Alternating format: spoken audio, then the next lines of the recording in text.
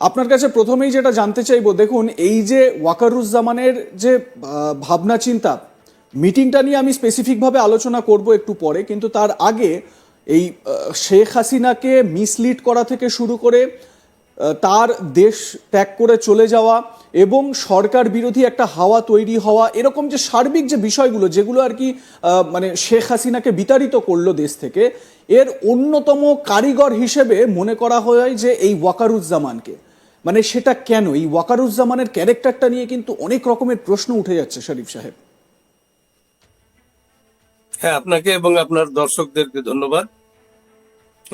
আপনি ঠিকই বলেছেন যে ওয়াকারুজ্জামান তার যে ভূমিকা, এই ভূমিকাটা বেশ খানিকটা রহস্য মণ্ডিত, যেটা তার টিকে থাকার জন্য এটা খুবই প্রয়োজন।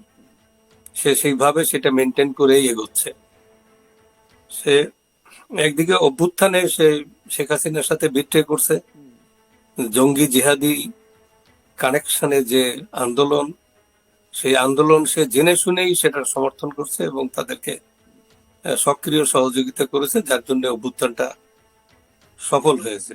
আরো বিষয় আছে, বিদেশিদের নির্দেশে সে এই কাজগুলো করেছে এবং সে তার সাথে একটা মানে জামাতের বিদেশি একটা বলতে সেটা কি সিআইএ? হ্যাঁ, এরকম তো অনুমান করছে মানুষ। তার মানে শেখ হাসিনার প্রতি যে যে যে এরা যে খুব ক্ষেপে ছিল, তার মানে এই ইয়ার ইতিহাসে যে এদেরকে যেমন শেখ হাসিনার ছেলে প্রথমে বলছে bunch of hypocrite are there, state ডিপার্টমেন্টের লোকদেরকে বলছে। তারপরে আরো কিছু ঘটনা ঘটছে এবং শেখ হাসিনাও পার্লামেন্টে সেন্ট মার্টিন নিয়ে যে বক্তব্য দিয়েছেন, এই বক্তব্য দিয়ে পৃথিবীতে কেউ টিকে ছিল বা আছে। ইভেন ভুট্টো মরার আগে পার্লামেন্টে দাঁড়িয়ে অনেক বক্তব্য দিচ্ছিল, তখন পিছন থেকে বলছিল যে স্যার আপনি একটু আমেরিকার কথা চিন্তা করেন। এরকম অনেক কিছু তো আমরা সাংবাদিক হিসেবে আমরা শুনি, জানি, বুঝি, চেষ্টা করি। তো যাই হোক, তো এই সাধারণ কয়েকটা ছেলে, এই কয়েকটা জঙ্গি জিহাদি, যাদের জিহাদি ব্যাকগ্রাউন্ড, যারা খোঁজ নিয়ে দেখা যাবে যে এদের কলেজ জীবন নাই, ইউনিভার্সিটি জীবন নাই, এরা অনেক 2-3 বছর আগের থেকে এরা জিহাদি জঙ্গি হয়ে অ্যাক্টিভিস্ট। তারা সাধারণ ছেলেদের ভিতরে ঢুকে সাধারণ ছেলে মেয়েদের যে একটা কমন দাবি, সেটাকে তারা মিসলিড করে তারা ইনক্যাশ করে ফেলছে। তো এই যে ঘটনাগুলো ঘটলো, এই ঘটনাগুলোর কোনো কিছু শেখ হাসিনাকে তো জানানো হয়নি। 7টা এজেন্সি আছে তাকে সার্ভিস দেওয়ার জন্য, একটা এজেন্সিও তাকে ঠিক মতো বলেনি, আর যদিও বলে থাকে হয়তো তিনি বিশ্বাস করেন নাই। আসল বিষয়টা আমরা জানি না।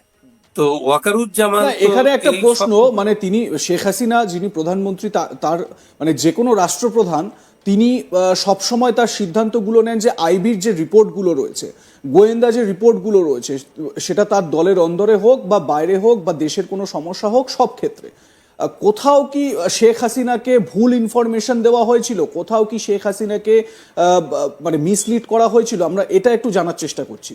এবং এক্ষেত্রে আরো একটা এক্ষেত্রে আরো একটা বিষয় উঠে আসে, কারণ জামাতে ইসলামী তারা এই প্রশ্নটাও তুলছে যে এই ওয়াকারুজ্জামান হচ্ছে এমন একজন ব্যক্তি যিনি শেখ হাসিনাকে দেশ থেকে পালাতে সাহায্য করেছেন, যাতে তার কোনো শাস্তি না হয়, তার কোনো রকম সমস্যায় পড়তে না হয়। এই প্রশ্নটাও উঠছে। আমি বারবার কেন এই ওয়াকারুজ্জামানের ভূমিকাটা নিয়ে, তার যে বৈশিষ্ট্য নিয়ে আমি আলোচনা করছি, এই বিষয়গুলো কোথাও না কোথাও কিন্তু ভাবাচ্ছে। এটা তো ঠিকই আছে। এটা হয়েছে কখন? এটাও তারা তাদের মতে সোকল্ড অভ্যুত্থান ঘটে যাওয়ার পরের ঘটনা এটা। কিন্তু শেখ হাসিনাকে যে হত্যা করা হবে, শেখ হাসিনাকে এবং রেহানাকে যে হত্যা করা হবে, যেমন আমি আগেও বলছি সাদ্দাম, গাদ্দাফির ভেট এদের হবে, এইটা তো সাধারণ চিন্তাতেই আসে। তারপরও তার যে ইনফরমেশন গুলো, যে এজেন্সি সাপোর্ট গুলো যে সে পায়নি, এটা বোঝা যায় একদম পরিষ্কার। এজেন্সি সাপোর্ট পেলে শেখ হাসিনা কারো কথা শুনতো না। আমি তাকে যতদূর জানি, সে ভীষণ সাহসী এবং সে এক মানে সিদ্ধান্ত নিতে ভুল করতো না, এটা আমি জানি। তো তাকে একদম অন্ধকারে রাখা হয়েছে এবং সে কাজটা আপনার এই সব এজেন্সি গুলোই করছে, সব এজেন্সির নিয়ন্ত্রক তো সবার চাইতে বড় তো ওয়াকারুজ্জামান, তার দায়িত্বই বেশি। তো যাই হোক, ইয়া জামাতের যে এখন যে ওরা যে দাবি করছে, এটা তারা এখন করতেই পারে, হুম যে তাকে এসকেপ রুট করে দেওয়া হয়েছে, তাকে সেই প্লেনে করে পৌঁছে দেওয়া হয়েছে। হ্যাঁ, তাই তো করেছে, শেখ হাসিনা তো আর পালাই যায়নি। শেখ হাসিনা তো বলছিল যে আমি গভর্নমেন্ট চেঞ্জ হবে, সেখানে আমি থাকবো, উপস্থিত থাকবো সেখানে, তারপরে আমি টুঙ্গিপাড়ায় চলে যাবো, আমি পদত্যাগ করার পরে যে গভর্নমেন্ট ফর্ম হবে আমি সেখানে উপস্থিত থাকবো, সেটা বলছিল। হুম কিন্তু তার কোনো কথা শোনা হয়নি, আমরা তো পরে জানতে পেরেছি। বলছে যে আমি টুঙ্গিপাড়ায় যে বসে থাকবো, হয় প্রয়োজন বোধে রাজনীতি করবো না। কিন্তু সে পালিয়ে যাওয়ার লোক সে না। তবে এটা সত্যি কথা যে বঙ্গবন্ধুকে যেমন হত্যা করা হয়েছে, হত্যা ছাড়া আর কোনো বিকল্প এনিমির কাছে ছিল না।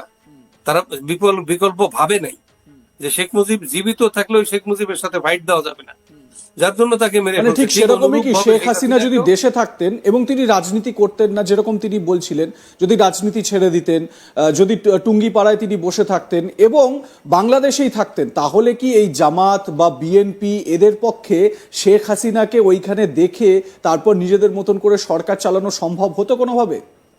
না, প্রশ্নই উঠে না। শেখ হাসিনার উপস্থিতি এখানে আছে, উনি জীবিত এবং পুরো ফুল ফোর্স নিয়ে, তার ফোর্স মানে আওয়ামী লীগ, যুবলীগ, ছাত্রলীগ, শ্রমিক লীগ, তারা আছে, তারা নিয়ে উনি এবং উনি এই স্বেচ্ছায় পদত্যাগ করেছে এবং হ্যাঁ। উনি এদেরকে নতুন গভর্নমেন্ট ফর্ম করার জন্য, তাহলে কোনো ঘটনাই ঘটতো না, কিচ্ছু হতো, শেখ হাসিনার কাছেও যেতে পারতো না।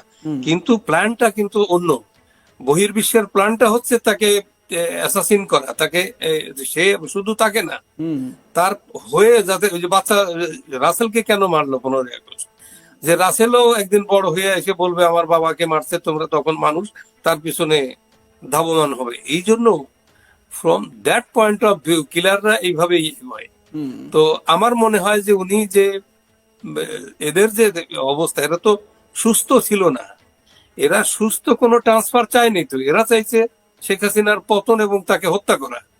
এরা কিন্তু নতুন গভর্নমেন্ট আসুক, এরা সেই নতুন গভর্নমেন্টকে আবার একটা সুন্দর দেশ হিসেবে গড়ে তুলবে, এই মানসিকতা এদের নাই। তো এরা তো জঙ্গি জিহাদি, হুম আর এই জঙ্গি জিহাদিদের যারা হেল্প করছে তারা তো তার অ্যাসাসিনেশন চায়, হুম হত্যা চায় শেখ হাসিনার বংশের কাউকে রাখবে না, হুম এটা আমাদের ধারণা। তো হ্যাঁ। সেখান থেকে সে যেভাবে সে এসকেপ করছে নিজেকে, হুম এইটাই হচ্ছে যুগের সবচাইতে ওয়াইজ ডিসিশন। হুম তার কারণ আমরা জানি আমাদের dead reporter is not a reporter, আর dead leader is not a leader.